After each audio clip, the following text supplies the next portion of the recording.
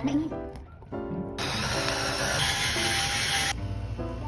Buhay Nanay for today's vlog, eto at pagkagising, inumpisahan ko na muna yung pagbubukas ng parcel. Bali, eto nga pala yung mini rice cooker from My Mate. Gustong gusto ko tong rice cooker na to dahil maliit lang. Bali, 1.2 liters nga pala yung capacity na to. At dahil madalas nga kami lang ni Habila yung naiiwan dito sa bahay, etong mas maliit na rice cooker na yung pinili ko. Complete inclusion na nga pala to mga mare. Meron na tong rice paddle, measuring cup, at meron pa tong kasamang sponge. Kapag ganitong meron akong bagong rice cooker, nagpapakulo muna ako ng tubig bago ako magsalang ng sinaing. Dito na nga ako nagluto dahil isang lutuan nito mga mare, kasya na sa amin para sa buong pananghalian. Napakabilis ngang makapagluto dito mga mare, kaya laking tipid na rin sa kuryente. Anyways, nagluto nga rin pala ako ng giniling with quail egg. Kapag ganito yung ulam, nako, mas mapaparami talaga yung kain, kaya taob talaga ang kaldero. Kaya kung nagda-diet ka, nako, wag ka na magluto nito dahil paniguradong mas mapaparami yung kain mo. Anyways, pagkatapos nga namin kumain, maglilinis ako ng banyo, pero bago yon binuksan ko na muna itong 8-in-1 electric cleaning brush. Meron na tong 8 different brush head, kaya depende na lang sa paggagamitan mo. At dahil katatapos ko nga lang magluto, ginamit ko na agad sa kusina. Sobrang excited nga akong gamitin to mga mare. Bali, pinalitan ko nga lang pala ng mas maliit na brush. Maganda nga to dahil hindi ko na kailangan pang hawakan yung basahan or di naman yung brush kapag maglilinis. Meron na nga rin tong kasamang handle mga mare at extendable, kaya ganito lang naman kahaba yung magiging itsura niya. Marami ka talagang pwedeng paggamitan dito mga mare at ang laki talagang tulong sa paglilinis. Kaya eto, nagpalit ako ng mas malaking brush at dito naman ako sa banyo. Ewan ko ba, pero nakakasipag talagang maglinis mga mare kapag meron kang mga ganitong panlinis. Kung dati nga iniis-is pa tong banyo, pero ngayon etong electric cleaning brush na lang. Pagkatapos ko nga sa bathroom, eto, dumiretso naman ako dito sa sala dahil magmamap nga ako. Pero dahil meron ngang pang map, etong binili kong 8-in-1 cleaning brush, eto na rin yung gagamitin ko. O diba, laking tulong talaga nito sa paglilinis dahil all-in-one magagamit mo talaga. Wireless na nga rin pala to mga mare at rechargeable. Matagal din malobat, kaya talagang nagustuhan ko. Pagkatapos ko makapaglinis, naligo lang ako at eto, gumagawa nga ako ng promotional video. Look my hair, guys. I look like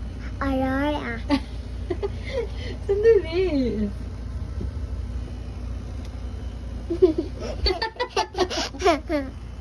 Ayos ka naman. Dapat ganun kasi naganon si Jasper. Ganito na lang. Kailangan magaganon pa? Kasi ganun si Jasmine eh. Ah, okay. Yung headband lang papakita mo eh. Kailangan nakaganon? Yeah, tsaka like Jasmine. Ah, like Jasmine. Naganon si Ah, Jasmine. nakaganon pa. Paano Ay, paano si Jasmine? Pagdin? Ganito o ma. Ay, Tsaka ganito. Oh. Magic in the mirror. Tawang-tawa nga ako kay Habila dyan dahil ang sabi ko, bibidyohan ko lang yung handkerchief na nilagay ko sa ulo niya. Pero tignan nyo naman, puro kalokohan talaga yung pinagsasabi ng bata. Anyway, sinunod ko naman buksan etong multifunctional storage box. Bali, naka buy one take one nga ito mga mare, tapos less than 400 pesos lang. Ito nga ang nauna kong binili sa ibang shop to mga mare, 280 pesos ang isa. Napakamahal, kaya buti na lang at nakita ko nga itong naka buy one take one, sobrang sulit na. Bali, dito nga sa ilalim dito ko nilalagay yung mga hair dryer, hair straightener ko. Kaya eto, bumili na ako ng mas malaking lagayan. Hindi na siya pakalat-kalat mga mare at mas maganda na nga siyang tignan. Anyways, kinagabihan, gumawa naman ako ng mango smoothies. Candy not healthy, but this fruit is healthy.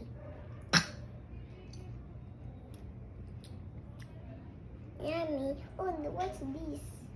Let's see. Oh, look at that. Dumeyang. Yeah.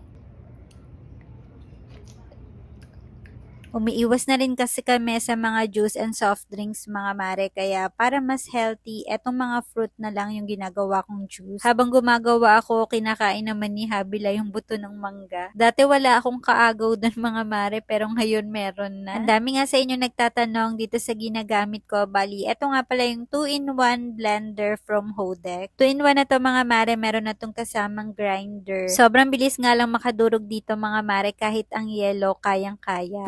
Pwede na kayong gumawa ng dessert anytime, or di naman kaya pwede nyong ipang negosyo.